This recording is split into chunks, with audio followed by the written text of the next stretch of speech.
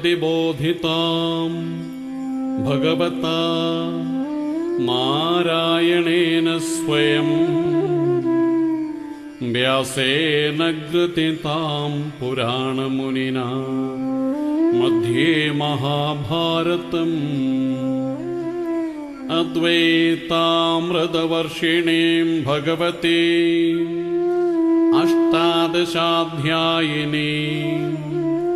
अम्ब त्वाम् अनुसन्दधामि भगवद्गीते भवद्वेषिणी।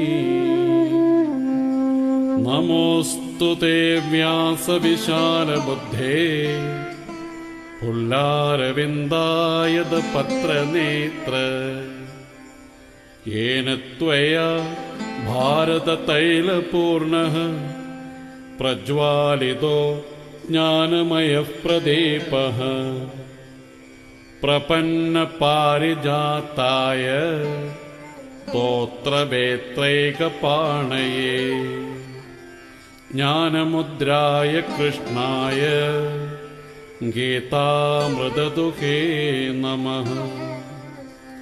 सर्वोपनिषदो गावः दोग्धा गोपालनन्दनः पार्थो वत्सः सुधीर्भोक्ता दुग्धं गीतामृतं महत्। वसुदेवसुतं देवं कंसचाणूरमर्दनं देवकी परमानन्दं कृष्णं वन्दे जगद्गुरुम्। भीष्मद्रोणतटा जयद्रथजला गान्धारनीलोपला शल्यग्राहवती कृपेण वहनी कर्णेन वेलाकुला। अश्वत्थामविकर्णघोरमगरा दुर्योधनावर्तिनी सोत्तीर्णा खलु पाण्डवैरणनदी कैवर्तककेशवः। पाराशर्यवजः सरोजममलं गेदार्थगन्धोत्कटं नानाख्यानककेसरं हरिकथा सम्बोधनाबोधितम्। लोके सज्जनषट्पदैरघरघः पेपीयमानं मुदा भूयाद्भारतपङ्कजं कलिमल प्रध्वंसिन श्रेयसे। मूकं करोति वाचालं पङ्गुं लङ्घयते गिरिं यत्कृपातमहं वन्दे परमानन्दमाधवम्। यं ब्रह्मा वरुणेन्द्ररुद्रमरुतः स्तुन्वन्ति दिव्यैस्तवैः वेदैः साङ्गपदक्रमोपनिषदैः गायन्ति यं सामगाः।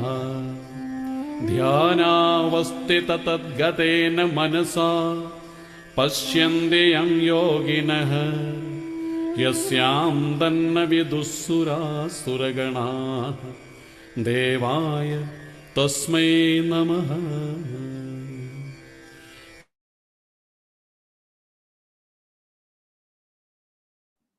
జాయిన్ అవుతుంది.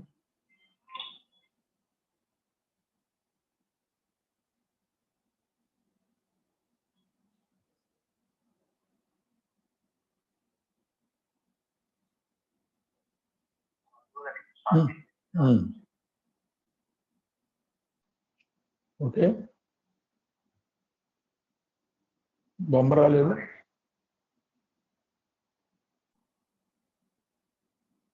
బొమ్మ రాలేదు.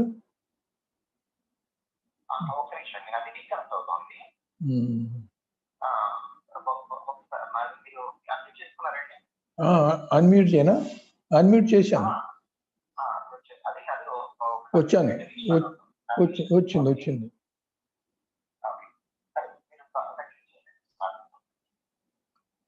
ఎవ్వని చే జనించు జగమెవ్వని లోపల నుండు లీనమై ఎవ్వని యందుడిందు పరమేశ్వరుడెవ్వడు మూల కారణం ఎవ్వడనాది మధ్యలయుండెవ్వడు సర్వము దానయైన వాడెవ్వడు వాని నాత్మభౌ శరణంబు వేడెదన్.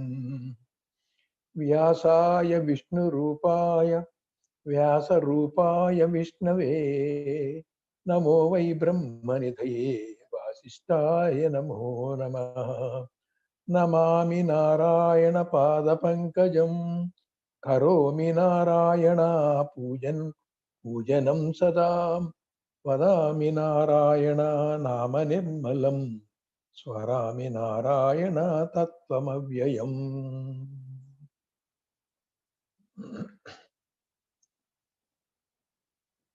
ఈరోజు 4వ రోజు, స్వరాజ్య భగవద్గీత ప్రవచన 4వ రోజు, సెప్టెంబర్ 8. నిన్న ఏం చెప్పుకున్నామంటే, మలిన మనస్కుడు ధృతరాష్ట్రుని పుత్రుడు అజ్ఞాని, అజ్ఞానము దుర్యోధనుడు, అజ్ఞాన వృత్తులు దుర్యోధన యొక్క సోదరులు.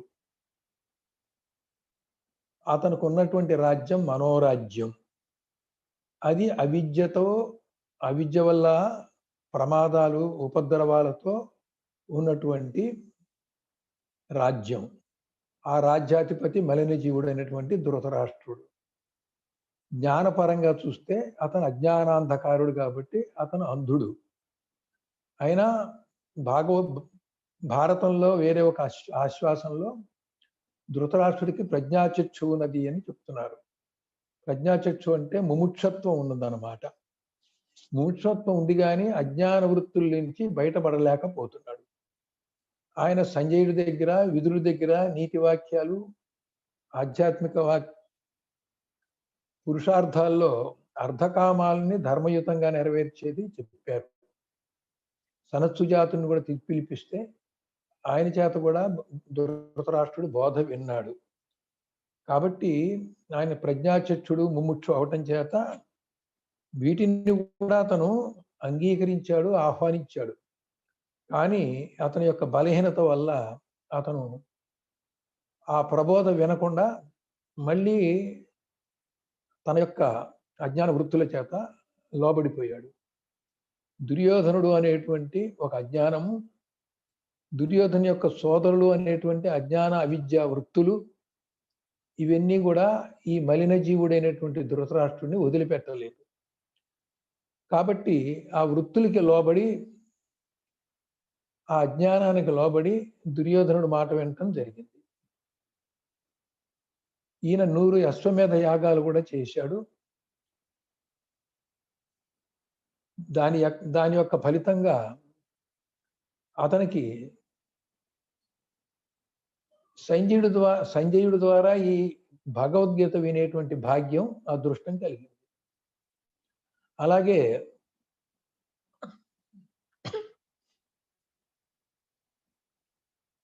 కృష్ణరాయబారి సమయంలో కృష్ణ పరమాత్మ ఇచ్చినటువంటి దివ్య దృష్టితో కృష్ణుడి యొక్క విరాట్ స్వరూపాన్ని కూడా చూచేటువంటి భాగ్యం కలిగింది. అతను ముముక్షువే గాని తన అజ్ఞాన వృత్తుల్ని జయించలేకపోయాడు. అజ్ఞానం యొక్క వృత్తుల్ని జయించలేక అవే ఇప్పుడు అతని యొక్క పుత్రులు అన్నమాట. ఇలా ఉండగా నిన్న వ్యాసుడి గురించి, అలాగే భీష్ముడి గురించి చెప్పుకున్నాం.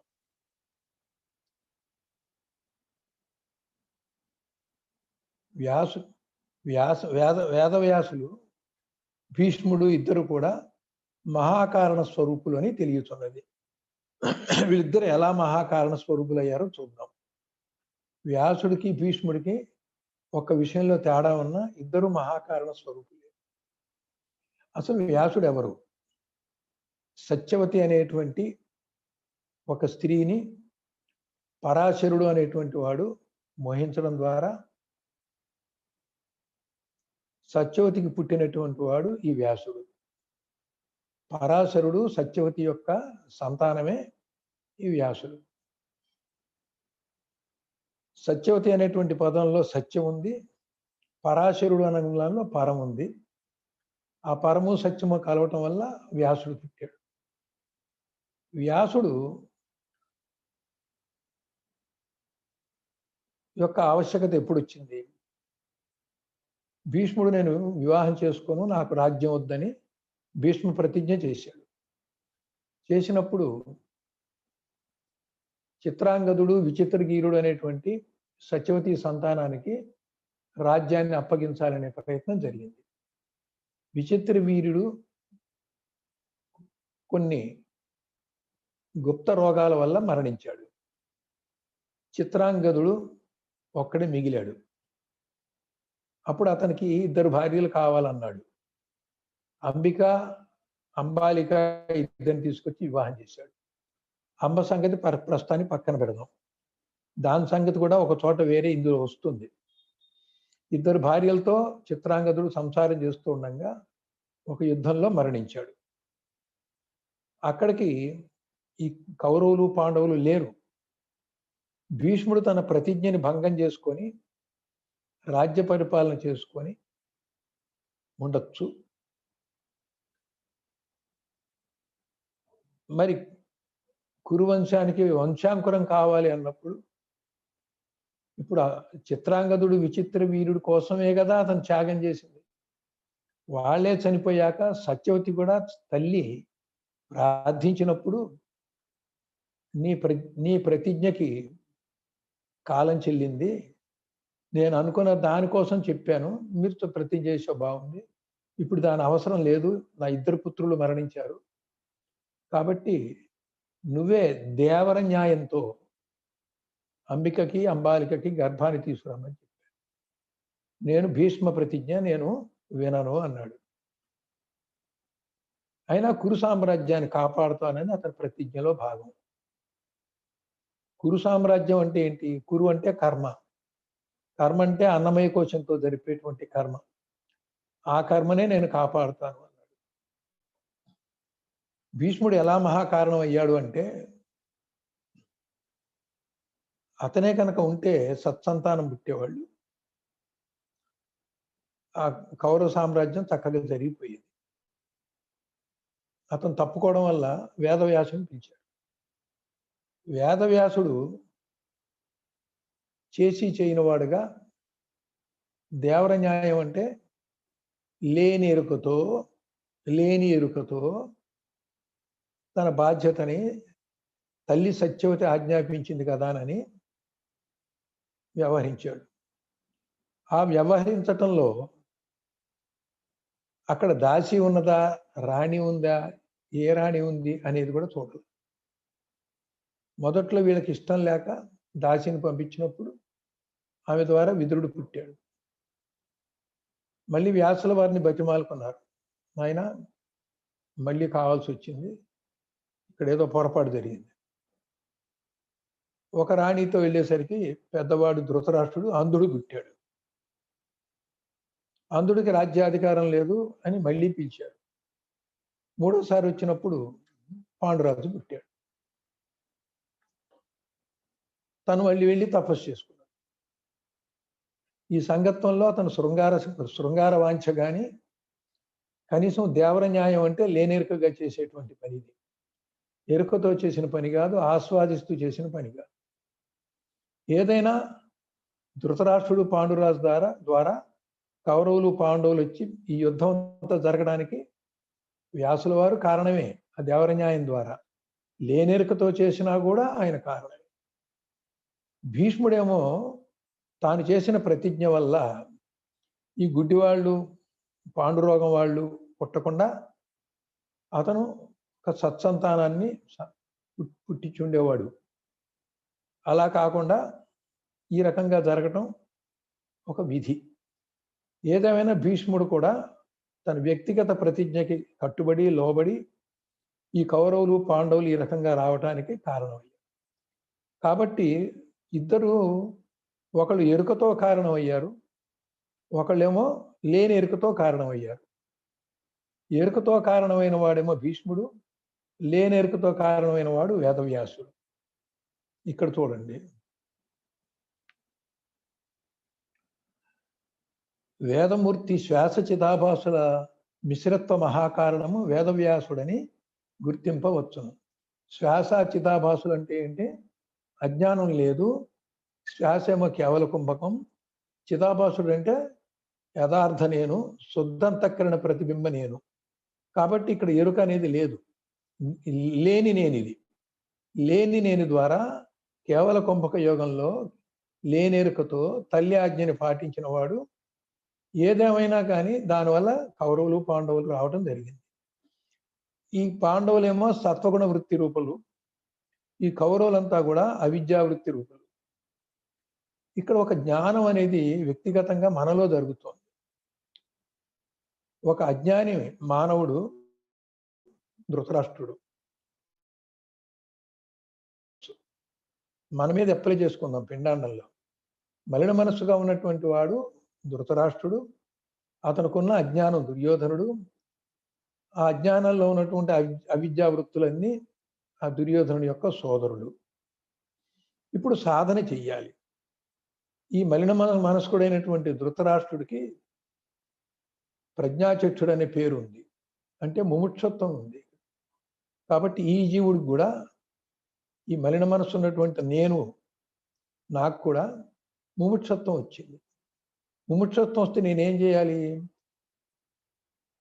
సత్వగుణంలోకి మారి తమోరజగుణాలని వదిలేసి, తమోరజగుణాలు రెండు అవిద్య కాబట్టి అవిద్యాదోషంతో వచ్చినటువంటి వృత్తులన్నీ కూడా నశింపజేసి, చివరికి ఈ వృత్తులు ఏ అజ్ఞానానికి సంబంధించిందో చివరికి అజ్ఞానాన్ని కూడా చేయాలి.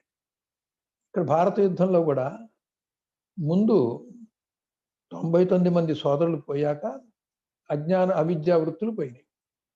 దుర్యోధనుడు పోయినప్పుడు అజ్ఞానం పోయింది. అక్కడ ధృతరాష్ట్రుడు ఈ మలిన మనస్కుడులో అవిద్యా వృత్తులు అజ్ఞానం పోయినాయి. ఎలా పోయినాయి అంటే సంజయుడు ద్వారా పోయినాయి. సంజయుడు ఎవడు? బుద్ధి రూపుడు. ఎటువంటి? శుద్ధ బుద్ధి రూపుడు. ఆ సంజయుడికి వేదవ్యాసుడు వరం ఇచ్చాడని చెప్పుకున్నాం. ఆ వరం ఈ యుద్ధంలో ఎక్కడ పడితే అక్కడ ఆ యుద్ధంలో ఉపయోగించే శస్త్రాలు తన్ని అంటకుండా తాకకుండా వరం తీసుకున్నాడు. మన దేహంలో కూడా శుద్ధ బుద్ధి ఉన్నప్పుడు ఆ బుద్ధి కిందటువంటి మనస్సు ఏదైతే ఉందో ఆ మనసుతో కలిసిపోకుండా మనోవ్యాపారానికి పూర్తి సాక్షి విలక్షణమైన బుద్ధి, శుద్ధ బుద్ధి, సమ్యక్ జ్ఞానం కలిగినటువంటి వాడు వేదవ్యాసుడి ద్వారా వరం పొందినవాడు. అంటే సాక్షాత్ పరబ్రహ్మ యొక్క వ్యాపక ప్రకాశము శుద్ధ బుద్ధి మీద పడింది. పడటం వల్లే భగవద్గీత బోధించిందంతా కూడా సంజయుడు గ్రహించగలిగాడు. గ్రహించిందంతా కూడా మలిన మనస్కుడైనటువంటి ధృతరాష్ట్రుడికి చెప్పడం జరిగింది. ఈ పాత్రని ఈ రకంగా అర్థం చేసుకుంటూ మనం నడవాలి. చివరికి మోక్షం రావటమే స్వరాజ్యం. ఈ భగవద్గీత ఒక మలిన మనస్కుడైనటువంటి ఒక జీవుణ్ణి, అతనుకున్న అజ్ఞానం అనేటువంటి దుర్యోధనుణ్ణి, అజ్ఞానానికి సంబంధించిన అనాత్మ వృత్తులన్నీ కూడా వారి యొక్క సోదరులతో ఇక్కడ ఒక రంగం తయారైంది. ముముక్షత్వం కలిగినటువంటి మలిన మనస్కుడు, అతనికి ముముక్షత్వం ఉండటం చేత అతను సాధన చేసి ఈ మనోవృత్తులకి వాటికి వీటికి కూడా విలక్షణమై సాక్షిభూతుడై శుద్ధ బుద్ధి రూపుడైనప్పుడు ఆ ధృతరాష్ట్రుల్లో ఉన్నటువంటి శుద్ధ బుద్ధి రూపుడే సంజయుడు. బయట నుంచి చెప్పడం కాదు సంజయుడు, తనలో ఉన్న శుద్ధ బుద్ధియే సంజయుడు. అటువంటి సంజయుడు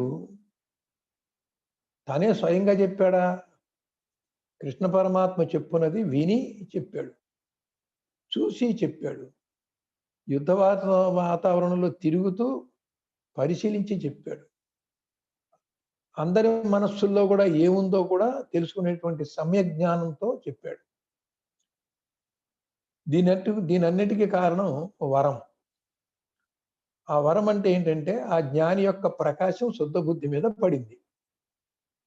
ఆ శుద్ధ బుద్ధి జ్ఞాన ప్రకాశంతో దాని యొక్క ప్రభావంతో ఈ రకంగా భగవంతుడు చెప్పిన భగవద్గీతని యథాతథంగా తాను అనుభవిస్తూ మలిన మనస్కుడైన ధృతరాష్ట్రుడికి అనుభవాన్ని ఇవ్వడానికి వీలుగా అతను బోధిస్తున్నాడని తీసుకోవాలి. భారత సమర ధరణి దిగిన శస్త్రాస్త్రములు ఎవి కూడా తాకకుండానట్టి ప్రభావము ప్రతిపాదించి దివ్యుల ఆలాపంబులు రూపంబులు కూడా తలప్పులు వాళ్ళ లోపల ఆలాపం లోపల స్వగతంగా అనుకోవడం ఆలాపం, బయటికి అనకపోయినా స్వగతంగా అనుకుంది కూడా తెలుస్తుంది ఆయనకి, మనసులో వాసనారూపంగా ఉంది కూడా తెలుస్తుంది శుద్ధ బుద్ధి రూపుడైన సంజయుడికి. ఆ రకమైన వరం పొందాడు. ఇక్కడ వరం అంటే ఆయన మీద పడ్డటువంటి గురుకృపతో కూడినటువంటి గురు తేజస్సు ఆ శుద్ధ బుద్ధి మీద పడ్డప్పుడు ఆ తేజస్సు యొక్క ప్రభావంతో ఇవన్నీ చేయగలిగాడు కాబట్టి అది వరం. ఇది నిన్నటి దాకా మనం చెప్పుకున్నది. నిన్న చెప్పింది కొంచెం వివరంగా చెప్పినా మళ్ళీ క్లుప్తంగా రెండోసారి చెప్తే గాని ఈ భారత యుద్ధం మనలో మనమే ఒక అజ్ఞాని సాధన చేత తన అజ్ఞానాన్ని అవిద్యా వృత్తుల్ని జయించుకుంటూ పోవాలి. జయించాలంటే మనకి ముందు సత్వగుణం రావాలి. ఈ సత్వగుణం ఎవరు అంటే పాండురాజు. ఈ సత్వగుణ వృత్తులు, సత్వగుణం యొక్క వృత్తులు పంచపాండవులు. కాబట్టి సత్వగుణం చేతనే అజ్ఞానము అవిద్య తమోరజ గుణాలు జయించబడవలసి ఉంది. అయితే ఇక్కడ సత్వగుణానికి బలం తక్కువ, లోకరీతిగా కర్మరీతిగా బలం తక్కువ.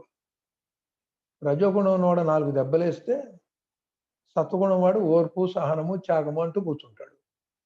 యుద్ధంలో గెలవలేడు కదా. అయితే యుద్ధం చెయ్యాలి. ఎలా యుద్ధం చేయాలి అంటే ధర్మాన్ని తప్పకుండా యుద్ధం చేయాలి.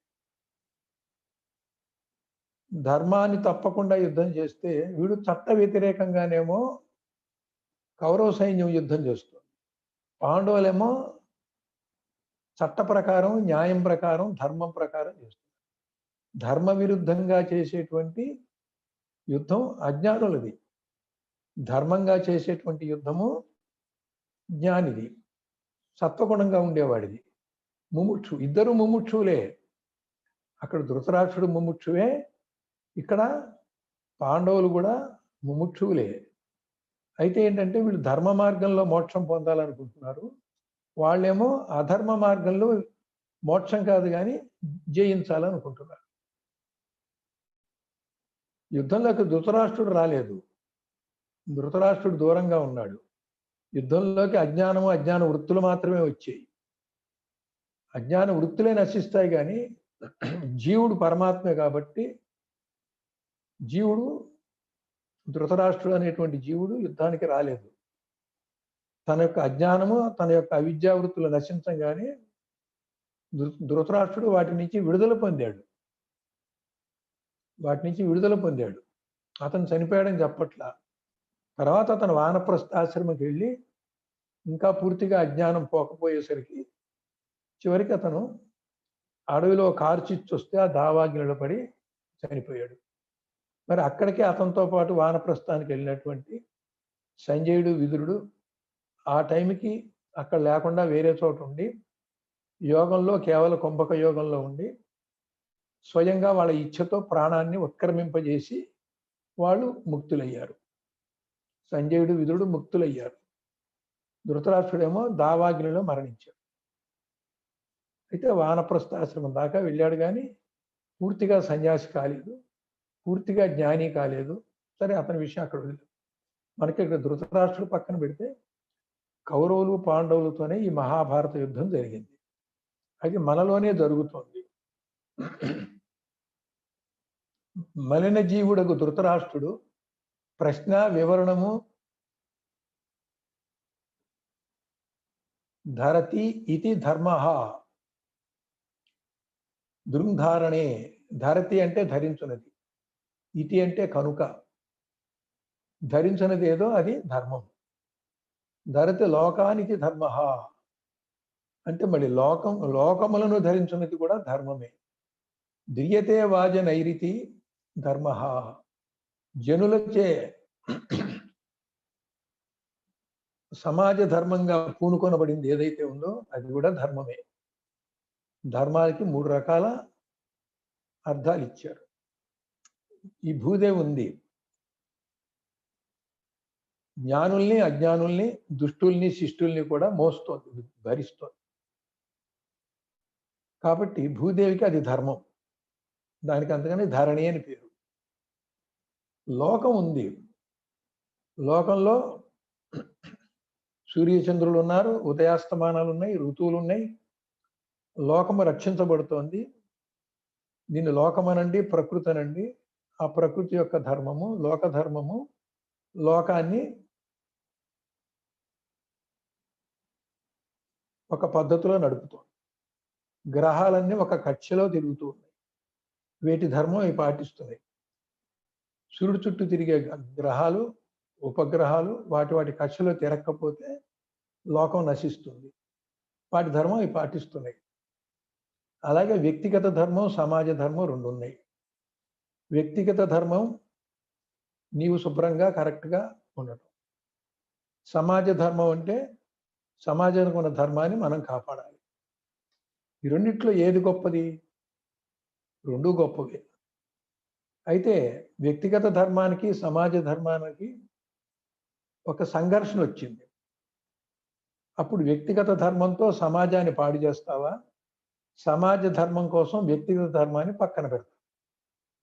ఇది అందరూ ఆలోచించవలసిన విషయం. వ్యక్తిగత ధర్మము గొప్పదే, సమాజం యొక్క ధర్మము గొప్పదే. అయితే ఒకదానికొకటి వైరుధ్యం వచ్చినప్పుడు సమాజ ధర్మాన్ని వదిలేసి వ్యక్తిగత ధర్మాన్ని పాటించాలా, వ్యక్తిగత ధర్మాన్ని వదిలేసి సమాజ ధర్మాన్ని కాపాడాలా? ఇక్కడ భీష్ముడు వ్యక్తిగత ధర్మాన్ని పాటిస్తూ సమాజ ధర్మానికి అతని వీలైనా కూడా పాండవుల వైపు రాకుండా అధర్మం వైపు యుద్ధం చేశాడు. అధర్మం యుద్ధం చేయడానికి అతను చెప్పే కారణం ఏంటంటే, నేను పెళ్లి చేసుకోను, నేను పిల్లల్ని కనను, నేను రాజ్యాధికారం ఉండను, రాజ్యాన్ని రక్షిస్తాను. ఇప్పుడు ధృతరాష్ట్రుడు ఏ రాజ్యంలో అయితే ఉన్నాడో ఆ మనోరాజ్యాన్ని రక్షిస్తాడట. ఈ మనోరాజ్యాన్ని రక్షిస్తాను అనేటువంటిది పెట్టుకున్నాడు. ఆ మనోరాజ్యాన్ని రక్షించడం కోసం ఆ మనోరాజ్యంలో అనేక అధర్మాలు జరుగుతున్నా, అధర్మమే గెలవాలని వాళ్ళు యుద్ధానికి వచ్చి పోరాడుతున్నా, వ్యక్తిగత ధర్మాన్ని పాటిస్తూ అధర్మం వైపే యుద్ధం చేయడం జరిగింది. భీష్ముడి యొక్క తప్పు ఏమిటంటే, ధర్మానికి క్లిష్ట పరిస్థితి వచ్చినప్పుడు వ్యక్తిగత ధర్మాన్ని త్యాగం చేసి సమాజ ధర్మం కనుక పాటించాలి అనుకున్నప్పుడు అతను ధృతరాష్ట్రుని తోసేసి తన సింహాసనం ఎక్కచ్చు, దుర్యోధనుని జైల్లో పెట్టచ్చు, లేకపోతే పాండవులకు వెళ్ళి యుద్ధం చెయ్యొచ్చు. ఇవన్నీ చేయకుండా తను తనే కట్టేసుకున్నాడు వ్యక్తిగత ధర్మం కోసం. దానికోసం దుఃఖం పడటం, ఏడవటం తప్ప అతను చేయగలిగింది లేదు. చివరికి అధర్మం వైపే యుద్ధం చేశాడు. ఇక్కడ ఈ తప్పు ఉంది. మరి ఇంకొంచెం వెళ్తే సమాజం అంతా కూడా ఒక ద్రౌపది అని, ఒక స్త్రీ అని కాదు, ఒక పట్టమహిషి, ఒక రాణి అయినటువంటి ద్రౌపదిని నిండు సభలో వస్త్రాపహరణం చేయటం అనేటువంటిది అది వ్యక్తిగతంగా తీసుకోకూడదు. ఒక రాణికే అటువంటి భద్రత లేనప్పుడు ఒక స్త్రీకి మరి ఆ దేశంలో ఉన్న స్త్రీ సంగతి ఏమిటి? ఎవరన్నా అక్కడ ఏదన్నా ఉంటే రాజుగారే అలా చేశారు, నేను చేస్తే తప్ప అంటారు. రామాయణంలో కూడా సీతను ఏలుకున్నాడని చెప్పి ఒక చాకలివాడు రాముడు చేసిన తప్పు నేను చేస్తానా, నువ్వు పో బయటికి పో అన్నాడు. రాముడు అది విని సీతని అరణ్యపాలు చేయటం, వాల్మీకి దగ్గరికి వెళ్ళటం, లవకుశులు పుట్టడం మనకు తెలుసు. అక్కడ ఆయన సమాజ ధర్మం కోసం వ్యక్తిగతం త్యాగం చేశాడు రాముడు. సీతని అడవులకి పంపడం ద్వారా భార్య ఎడల భర్త ఉండాల్సినటువంటి వ్యక్తిగత ధర్మాన్ని త్యాగం చేసి, ఎవడో ఒకడు అన్నాడంటే రామరాజ్యం కాబట్టి సమాజ ధర్మం కోసం వ్యక్తిగతం త్యాగం చేశాడు. భీష్ముడు ఏం చేశాడు? సమాజ ధర్మం కోసం వ్యక్తిగతం త్యాగం చేయకుండా వ్యక్తిగత ధర్మం కోసం సమాజాన్ని అధర్మంలోకి నెట్టాడు. ఇక పాండవుల విషయానికి వస్తే కృష్ణ పరమాత్మే పాండవుల్ని నడుపుతూ ఉన్నాడు. ఈ భారత కథని ఈ రకంగా ముందు మనం చెప్పుకోకపోతే ఈ స్వరాజ్య భగవద్గీత అర్థం కాదు మనకి.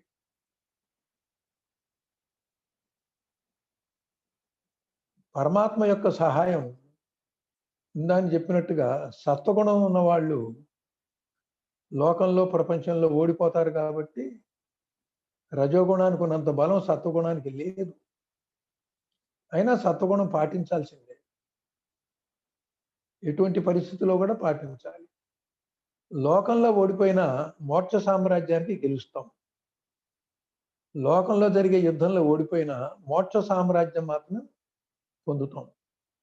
అది విజయం అంటే. ఆ భగవద్గీతలో 18వ అధ్యాయంలో ఆఖరి శ్లోకంలో ఎక్కడ కృష్ణ పరమాత్మ ఉంటే అక్కడ అర్జునుడు కూడా కలిసి ఉంటే విజయం తథ్యం అని చెప్పడంలో ఉద్దేశం ఏంటంటే అక్కడ విజయం మోక్షం అని. ఇక్కడ ఓడిపోయినా, ఇక్కడ చచ్చినా, మన ధనాలు పోయినా వాడు ముక్తుడు అవటం మాత్రం ఖాయం.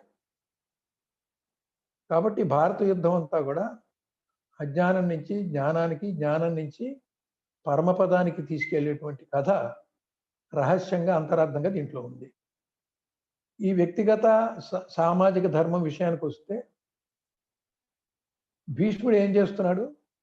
వ్యక్తిగత ధర్మాన్ని పట్టుకొని సమాజ ధర్మాన్ని చెడగొట్టాడు. పాండవులు కూడా వ్యక్తిగత ధర్మంతో, ధర్మరాజే ఉన్నాడు, వ్యక్తిగత ధర్మంతో నేను అబద్ధం ఆడను అన్నాడు.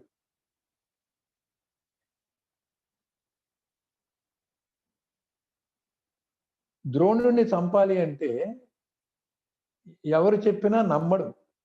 ఒక ధర్మరాజు చెప్తేనే ద్రోణుడు నమ్ముతాడు. ద్రోణుడికి ఏమో తన కుమారుడు అశ్వత్థామ అంటే మితిమీరిన ప్రేమ. అశ్వత్థాముడు కోసమే అతను చెప్పే మాట ఏంటంటే, అశ్వత్థామేమో దుర్యోధనుడికి స్నేహితుడు, అశ్వత్థామేమో ఇటు పాండవులకు రాడు. అయితే నేను ఊరుకుంటే ద్రోణుణ్ణి నువ్వు కౌరవ పక్షాన్ని యుద్ధం చేయాలి అన్నాడు. నేను చెయ్యను అన్నాడు. అశ్వత్థామేమో చేయాల్సిందే, లేకపోతే నేను ఆత్మహత్య చేసుకుంటాను. పుత్ర ప్రేమతోటి ఇష్టం లేకపోయినా ద్రోణుడు కౌరవుల వైపు యుద్ధం చేశాడు. ద్రోణుడిది శుక్రనీతి. శుక్రనీతి అంటే రాక్షసుల నీతి. రాక్షసులు అంటే ఎవరు అంటే శరీరమే ఆత్మ అనేవాళ్ళు రాక్షసులు. వాళ్ళు తపస్సు చేసి వరం కోరేది శరీరం చావకుండా ఉండటానికి. అది అసాధ్యం కాబట్టి మాయోపాయంతో వాళ్ళందరూ కూడా రాక్షసులు చనిపోయారు. ఎంతమంది రాక్షసులు పురాణాల్లో శరీరంతో మరణం రాకూడదు అనుకుంటే ఎన్ని వరాలు పొందినా చివరికి వాళ్ళు శరీర ప్రకారంగా చనిపోయారు. శుక్రాచార్యులు కూడా వాళ్ళకి గురువు. ఈయన శుక్రనీతి ఎట్లయింది అంటే, ద్రోణాచార్యుల యొక్క తండ్రి అతనికి వీర్య స్ఖలనం అయినప్పుడు, పూర్వం ఆ వీర్యం ఎంతో గొప్పది, అపురూపం. అప్పుడు బ్రహ్మగారు సంతానం సృష్టి అంతా కూడా వ్యాప్తి చేయాలి జనాభా అనేటువంటి సంకల్పంతో ఉన్నారు. ఆ రోజుల్లో మహర్షులు ఆ బ్రహ్మ యొక్క ఆజ్ఞని అనుసరించి శుక్లాన్ని వృధా చేసేవాళ్ళు కాదు. దాన్ని వచ్చినప్పుడు ఒక దోణిలో పెట్టారు. దోణిలో పట్టినటువంటి శుక్రాన్ని టెస్ట్ ట్యూబ్ బేబీ లాగా ఒక బిడ్డను చేస్తే ఆ బిడ్డ పేరే ద్రోణుడు. ద్రోణుడు అని పేరు ఎందుకు వచ్చిందంటే ఆ ద్రోణంలోంచి పట్టిన శుక్రం ద్వారా ఇంక్యుబేషన్ బాక్సు, ఇంకేదో బాక్సు టెస్ట్ ట్యూబ్ పెడితే ఆ రోజు చాలా తేలిక అప్పట్లో. ఇప్పుడంటే మనం కనిపెడుతున్నాం కానీ ఆ రంగా పుట్టినవాడు ద్రోణుడు. శుక్రం ద్వారా వచ్చిన ద్రోణుడికి శుక్రనీతి ఉంది. ఈ శుక్రం అనేటువంటి దేనికి సంకేతం అంటే కర్మ పద్ధతిలో ఉన్న పురుషులకి సంకేతం. కర్మ అంటే ఏంటంటే కురు అంటే కర్మ. కర్మ పద్ధతిలో ఉండేవాళ్ళు కౌరవులు. ఇతను కూడా శుక్రం నుంచి వచ్చినవాడు, ధోనిలో పుట్టినవాడు కాబట్టి ద్రోణుడు. ఇతనిలో ఉన్నది కూడా శుక్రనీతి. ఈ శుక్రనీతిలో శరీరమే ఆత్మ. శరీరమే ఆత్మ అంటే శరీరానుసారమైందే గెలవాలి యుద్ధంలో అనేది ద్రోణుడు. శరీరానుసారమైనటువంటి ప్రేమ ఉండటం వల్లే పుత్ర ప్రేమ ఉంది. పుత్రుడు అశ్వత్థామ మీద ప్రేమతోటి అతను ధర్మమని తెలిసినా ఈ ప్రేమ గుడ్డిదయ్యేసరికి అధర్మం వైపు యుద్ధం చేశాడు. ఇప్పుడు ధర్మరాజు వ్యక్తిగత ధర్మంలో అబద్ధం ఆడకూడదు. కానీ పుత్ర ప్రేమగా ఉన్న ద్రోణుణ్ణి జయించడం కష్టం. ద్రోణుణ్ణి జయించకపోతే కౌరవులు గెలుస్తారు.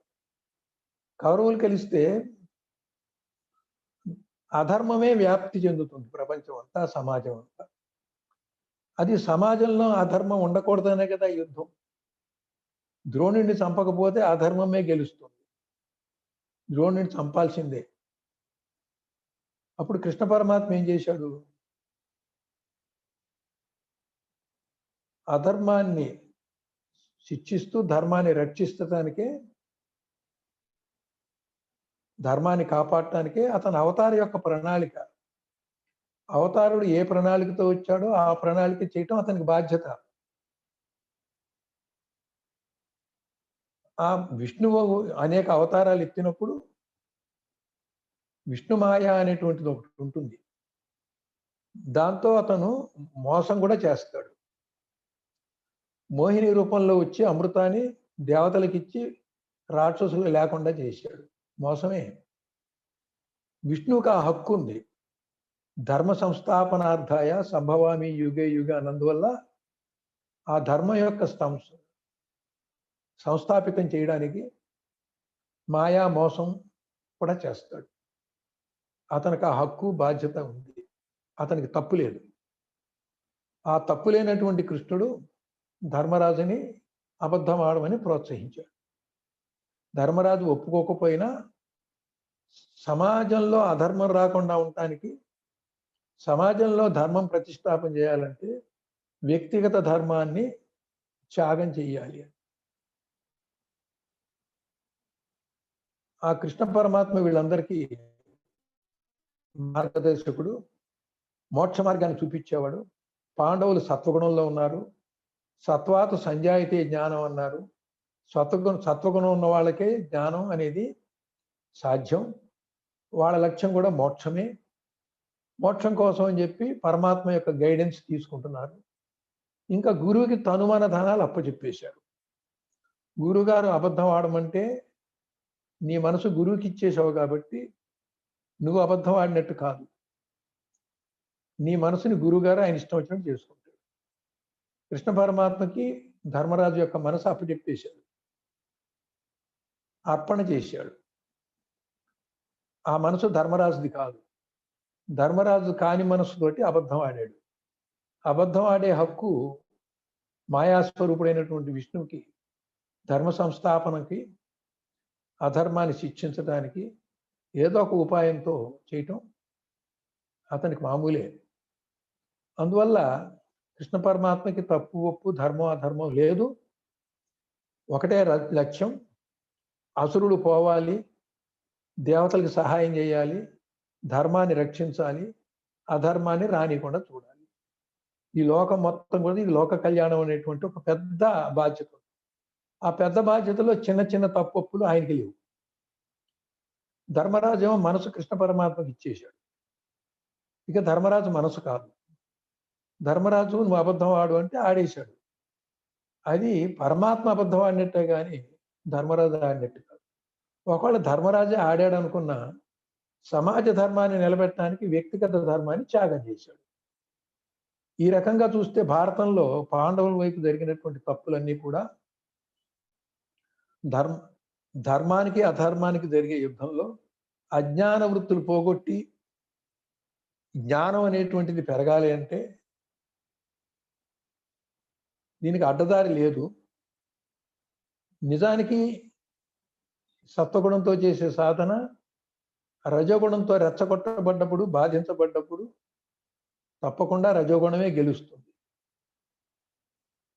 కానీ మోక్ష మార్గంలో వెళ్ళే సాత్వికుల్ని గెలిపించాల్సిన బాధ్యత దైవాన్ని.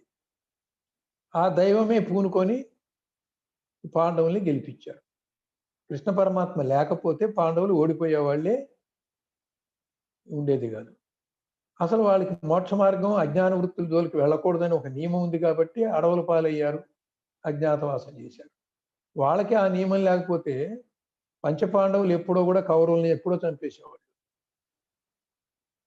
ఎందుకంటే వీళ్ళు బలవంతులే.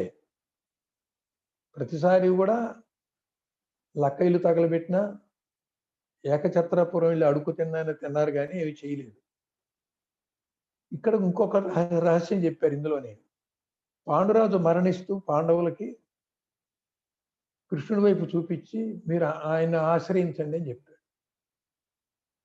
అంటే సత్వగుణం ఎప్పుడు కూడా దైవాన్ని ఆశ్రయించాలి అని పాండవుడు చెప్తే ఈ పంచపాండవులు పాండురాజు యొక్క పుత్రులు మొదటి నుంచి చివరి దాకా కృష్ణుడిని ఆశ్రయించారు.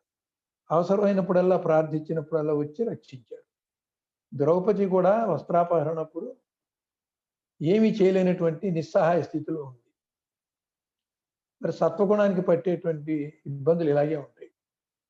మరి కృష్ణుడు సహాయం చేయాలి, తప్పదు, ఆయన బాధ్యత చేశాడు. అట్లా అడుగడుక్కి అక్షయ పాత్రలో భోజనం అయిపోయిన తర్వాత భోజనం పెట్టమని దూర్వాస మహాముని వచ్చారు. శపిస్తాడు ఆయన కోపిష్టి. అప్పుడు కూడా ఒక్క మెతుకుని లేకపోయినా సృష్టించి ఆ మెతుకు తీసుకోవడం ద్వారా వీళ్ళందరూ భోజనం చేయకుండానే కడుపు నిండినటువంటి పరిస్థితుల్లో మాకు భోజనం వద్దుపో అని చెప్పి ద్రౌపదిని బాధ పెట్టకుండా ఉన్నారు. ఈ రకంగా కృష్ణుడు అవసరమైనప్పుడు కూడా సహాయం చేయటం అనేది కారణం ఏంటి అంటే సత్వగుణానికి దైవత్వం చాలా దగ్గరగా ఉంటుంది. సత్వగుణంగా ఉన్నటువంటి ముముక్షువు దైవం యొక్క సహాయం పొందటానికి అధికారి. దైవం కూడా సత్వగుణంలో ఉండి తను ఆశ్రయించినటువంటి ముముక్షులకి సహాయం చేయాలి అనేటువంటి పక్షపాతం ఉంటుంది. ఒక అజ్ఞానికి అధర్మానికి సహాయం చేయకుండా సత్వగుణంలో ఉన్న వాళ్ళకి సహాయం చేసేటువంటి పక్షపాతం ఉంటుంది. పాండవులు సత్వగుణం కాబట్టి పాండవ పక్షపాతి అనేటువంటి పేరు కృష్ణ పరమాత్మకు వచ్చింది. భారత యుద్ధాన్ని, కథని, పాత్రల్ని ఈ రకంగా మనం అర్థం చేసుకుంటే తప్ప ఈ స్వరాజ్య భగవద్గీత మనకు అర్థం కాదు. ఇక్కడ ధర్మం అంటే 3 రకాల ధర్మాలు చెప్పారు. ఇక్కడే వ్యక్తిగత ధర్మము, సమాజ ధర్మము, అవతార పురుషుని యొక్క ధర్మం 3 చెప్పడం జరిగింది. అవతార పురుషుని ధర్మం ఏంటంటే ధర్మ సంస్థాపనం కోసమే అతను ఇచ్చాడు. అధర్మాన్ని మాయోపాయం చేతైనా సరే పోకూడదు. కాబట్టి పాండవుల చేత 4-5 తప్పులు చేయించాడు అంటే, భీష్ముడి మరణానికి శిఖండిని అడ్డు పెట్టించాడు అంటే, ద్రోణుడు మరణానికి అశ్వత్థామ హతః అని చెప్పించాడంటే ధర్మరాజు చేత, రథచక్రం కూరుకుపోయినటువంటి కర్ణుణ్ణి, చేతిలో అస్త్రం లేని కర్ణుణ్ణి అస్త్రంతో అర్జునుడి చేత చంపించాడంటే ఇవన్నీ కూడా పాండవులు చేసిన అధర్మంగా కనబడుతున్నాయి. దాన్ని ఈ విధంగా మనం వివరించుకోకపోతే ఈ భారతం అంతా బొంకు, రామాయణం అంతా రంగు అనేటువంటిది ఒక అజ్ఞాని అనేటువంటి మాటే నిజమవుతుంది. కాబట్టి కథ కాదు ఇక్కడ కావాల్సింది. ఈ కథ ద్వారా, ఈ పాత్రల ద్వారా ఈ భారత యుద్ధం బయట జరిగింది కాదు. ఒక మానవుల్లో, ఒక పిండాండంలో ఒక అజ్ఞాని, ముముక్షమైనటువంటి అజ్ఞాని విషయంలో అజ్ఞానిలో ఉన్నటువంటి అజ్ఞాన వృత్తులు పోయి జ్ఞాన వృత్తులు వచ్చి చివరికి అజ్ఞాన వృత్తుల్లో ఉన్న కౌరవులు చనిపోయినట్టుగా జ్ఞాన వృత్తిలో ఉన్నటువంటి 5గురు పాండవులు తప్ప మిగతా వాళ్ళు ఇక్కడ కూడా ఒక్కళ్ళు మిగలకుండా పోయినట్లుగా, వంశాంకురం కూడా లేకుండా కూడా పోతే, పరీక్షిత్తు ఉత్తర గర్భంలో ఉన్నవాడు కూడా లేకుండా పోతే, కృష్ణుడు మళ్ళీ రెండోసారి ప్రాణం పోసి బతికిచ్చి బయటకు వచ్చాడు. అంత వంశనాశనం అయిపోయింది. అక్కడ కథగా చూస్తే అలా ఉంది. ఇక్కడ చూస్తే అజ్ఞానం బీజంతో సహా తీసేశారు. కురువంశంలో శరీరమే నేను, అన్నమయ కోశమే సత్యం అనేటువంటి వంశం ఈ కురువంశం. పాండవులు కూడా కురువంశంలో భాగమే. అయితే ఇక్కడ మరి పాండవులు మాత్రం ఎందుకు మిగిలి ఉన్నారని ప్రశ్నించవచ్చు. పాండవులు మానవుల ద్వారా పుట్టిన వాళ్ళు కాదు. యమధర్మరాజు వరంతో ధర్మరాజు, వాయుదేవుడు వరంతో భీముడు, ఇంద్రుని యొక్క వరంతో అర్జునుడు, అశ్విని దేవతల యొక్క వరంతో నకుల సహదేవులు, యజ్ఞకొండంలోంచి ఆవిర్భవించినటువంటి ద్రౌపది, వీళ్ళంతా మానవులు కాదు, కర్మిష్ఠులు కాదు, అన్నమయ కోశాలుగా ఉన్నా అన్నమయ కోశమే తాను అనేటువంటి వాడు కాదు. యుద్ధం పరిసమాప్తంలో వీడు మాత్రమే మిగిలారు. ఉప పాండవులు పోయాడు, అభిమన్యుడు పోయాడు. ఉత్తర గర్భంలో ఉన్న పిండం కూడా పోయింది. కృష్ణ పరమాత్మే తన అంశాన్ని ప్రవేశపెట్టి పరీక్షిత్తులో ఆ బిడ్డ వచ్చేట్టు చూస్తే, ఆ పరీక్షిత్ మహారాజే కృష్ణుని యొక్క అంశ. పరీక్షిత్తుకి కృష్ణుడు ఒక వరం ఇచ్చాడు. నువ్వు పరిపాలన చేస్తున్నప్పుడు నీలో నేను ఉంటాను, నీ అంతర్యామిగా ఉంటాను. పేరుకి నువ్వే కానీ పరిపాలన చేసేది, నేనే పరిపాలించేది. ఎందుకు అలా చేస్తున్నాను అంటే, రాబోయేది కలికాలం, కలిపురుషుడు వస్తాడు. కాబట్టి ద్వాపర యుగానికి కలియుగానికి మధ్యలో ఒక సంధి కాలం ఇది. సంధి కాలంలో నీ రూపంలో నేనే చేస్తానని పరీక్షిత్తులో కృష్ణుడే ఉండి ఇదంతా జరిపించాడు అనేటువంటిది ఒక అంతరార్థ రహస్యం కూడా ఉన్నది. అయితే అటువంటి వాడు కూడా ఒక తప్పు చేశాడా? ఒక తపస్సులో ఉండేటువంటి మునికి చచ్చిన పాము వేశాడా మెళ్ళో? పాము చేత కాటేయించుకుంటాం అనేటువంటి ఒక శాపం వచ్చింది. అటువంటి తప్పు చేసి అటువంటి నికృష్టంగా చచ్చిపోతాడా? అదొక మిష. ఆ మిష కారణంగా శుకుల వారి చేత 7 రోజులు భాగవత శ్రవణం చేసి ముక్తుడయ్యాడు. 7 రోజులు శ్రవణం చేస్తే ముక్తుడయ్యాడు అంటే ఆ పరిస్థితిలో ఉన్న అంతర్యామి కృష్ణ పరమాత్మ కాబట్టే, ఆయన సారథ్యంలోనే అతను రాజ్య పరిపాలన చేశాడు కాబట్టే, కలియుగం వచ్చినా కానీ కూడా తట్టుకొని తన ధర్మాన్ని, తన జ్ఞానాన్ని, తన ఆధ్యాత్మిక పరిజ్ఞానాన్ని కాపాడుకున్నాడు కాబట్టి, నిందలేందే బొందపోదు అనే కారణంగా అదొక శాపమే గాని 7 రోజులు భాగవత శ్రవణం ద్వారా కృష్ణ పరమాత్మ పరీక్షితుని తనలో ఐక్యం చేసుకున్నాడు. ఈ విధంగా భారతాన్ని మనం వేరే దృష్టిలో చూడాలి. విశ్వము ధరతి, విశ్వము ప్రకృతి కూడా ఒక ధర్మంగా ఉన్నది. గ్రహాలు వాటి చుట్టూ తిరగడం ఇవన్నీ చెప్పుకున్నాం. ధర్మాలు ఇన్ని రకాలు ఉన్నాయి. భగవద్గీత 4వ అధ్యాయం 1 నుంచి 9వ శ్లోకం వరకు చదివితే, కృష్ణుడు సూర్యునకు, ఇతడు వైవస్వత మనువుకు, ఇతని నుండి ఇక్ష్వాకునకు, ఇతని ద్వారా వికుక్షికి, ఇట్లు రాజర్షులు అనేకులు ఈ యోగమును ఎరుగుదురు. రాజర్షులకి ఎందుకు ఇచ్చారు ఈ యోగం? 2 అర్థాలు ఉన్నాయి. ఆ కాలంలో ఋషులంతా కూడా రాజుల్ని పైకి రాజుల్ని ఆశ్రయించినట్లు కనబడుతున్నా, రాజులకి మంత్రిత్వం వహిస్తున్నట్టు కనబడుతున్నా, ఆ రాజు ద్వారా వీళ్ళే ధర్మాన్ని ప్రతిష్టాపన చేసేవాళ్ళు, ఆధ్యాత్మిక దాన్ని పెంపొందింపజేసేవాళ్ళు, ఆ రాజుని ధర్మంగా నడిపేవాళ్ళు. ఆ రకంగా సలహాలు ఇచ్చే మంత్రులుగా ఈ ఋషులు ఉండేవాళ్ళు. అలా విననటువంటి వాళ్ళు కూడా రాజులు ఉన్నారు. అప్పుడు పరశురాముడు అవతరించి ఆ రకంగా వినకుండా ఉండేటువంటి క్షత్రియులందరినీ కూడా 21 సార్లు ఏరి ఏరి ఏరి సంహరించాడు. సంహరించిన తర్వాత జనకుడు, దశరథ మహారాజు లాంటి వాళ్ళు ధర్మంగా పరిపాలించడానికి ఒప్పుకొని పరశురాముడి చేత చంపబడక రక్షింపబడ్డారు. కాబట్టి అక్కడ సీత గాని రాముడు గాని మనకి ఇక్కడ దొరికారు. రాజులంతా పోతే దశరథుడు ఎక్కడ, జనకుడు ఎక్కడ? జనకుడేమో ఒక జ్ఞానిగా ఉన్నాడు, మునులకి తాపసులకి అత్యంత గౌరవం ఇస్తాడు.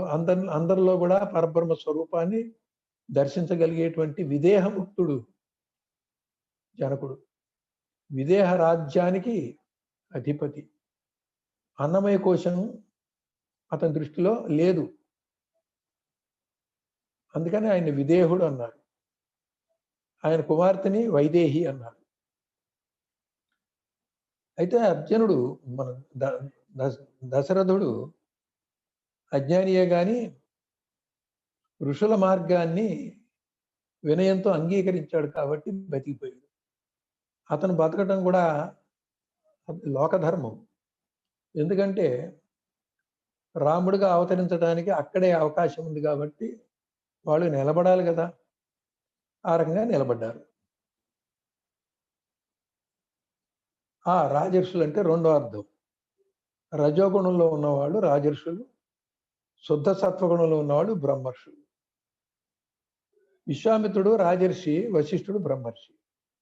వశిష్ఠుడు విశ్వామిత్రుడిని రాజర్షి రాజర్షి అనటం వల్ల అతను పంతాన్ని పోయి తపస్సు చేసి చివరికి బ్రహ్మర్షి అయ్యాడు. 2-3 సార్లు భంగపడ్డా చివరికి బ్రహ్మర్షి అయ్యాడు. మళ్ళీ వశిష్ఠుడినే పెట్టాడు సృష్టికర్త బ్రహ్మ. వశిష్ఠుడు ఎప్పుడు నిన్ను బ్రహ్మర్షి అంటే అప్పుడు నువ్వు బ్రహ్మర్షి అయినట్లు లెక్క అని ఆయన్నే ఒక ఎస్టిమేట్గా గురువుగా పెట్టాడు. ప్రతిసారి వెళ్తాం, రండి రాజర్షి గారు అంటాం, నొచ్చుకోవటం, బాధపడటం, వెళ్ళిపోయాడు. ఈసారి ఆయన రాజర్షి అన్నా నాకు పర్వాలేదు, నేను బాధపడను, నొచ్చుకోను, నా కోపం తెచ్చుకోను అనుకుంటూ వెళ్ళాడు. ఎటు రజోగుణం పోయింది, కోపం పోయింది, నొచ్చుకోలేదు కాబట్టి వస్తూనే రాజర్షి అనకుండా బ్రహ్మర్షి అని ఆహ్వానించాడు వశిష్ఠుడు. రాజర్షి అంటే రజోగుణంతో ఉన్న ఋషులు. దూర్వాసుడు ఆయన కూడా అంతే. కోపతాపాలు ఉన్నప్పుడు ఒక పక్క జ్ఞాని అయినా కూడా, అయితే అక్కడ కోపతాపాలన్నీ కూడా జ్ఞానుల విషయంలో లోక కళ్యాణానికి ఉపయోగపడతాయి కానీ వ్యక్తిగతానికి ఉపయోగపడవు. వ్యక్తిగతంగా ఉన్న వాళ్ళకి అది ఎటువంటి ఆటంకం కాదు. దూర్వాసుడు ఉన్న కోపం దూర్వాసుడికి ఆటంకం కాదు. కృష్ణుడు సూర్యునకు, ఇతడు వైవస్వత మనువుకు, ఇతను ఇక్ష్వాకు, ఇతని ద్వారా విచ్చుకునికి, ఇట్లు రాజులకు రాజర్షులకు ఈ యోగమును చెప్పారు, తెలుసుకున్నారు.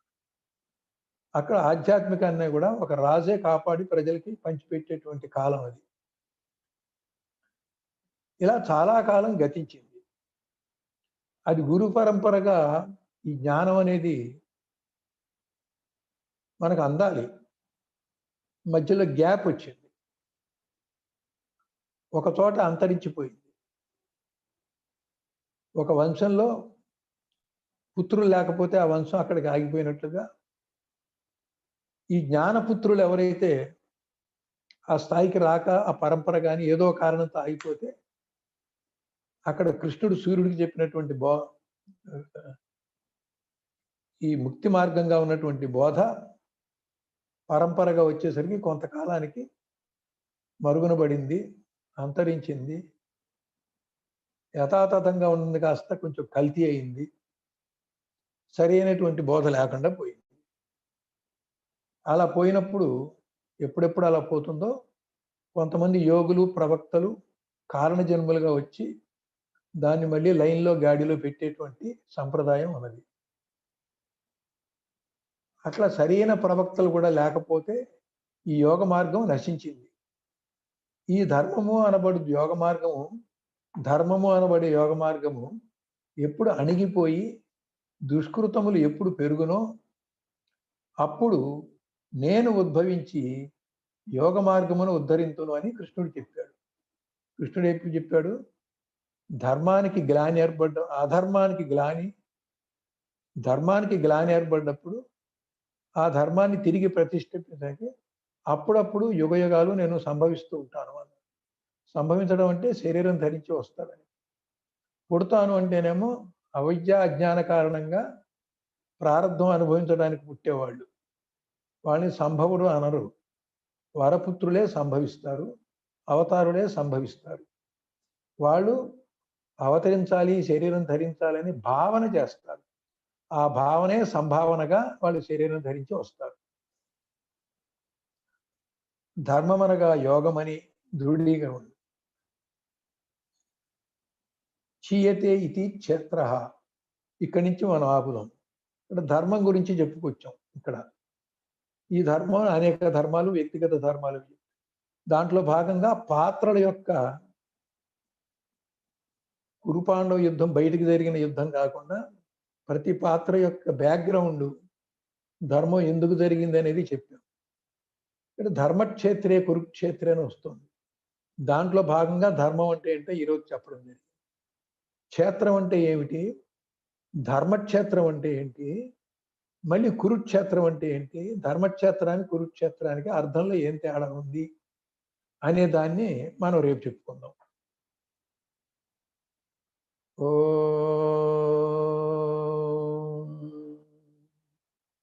పూర్ణమద పూర్ణమిదం పూర్ణాత్ పూర్ణముదచ్యతే పూర్ణస్య పూర్ణమాదాయ పూర్ణమేవావశిష్యతే.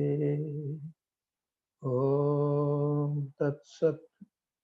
ఓం శాంతి శాంతి శాంతి.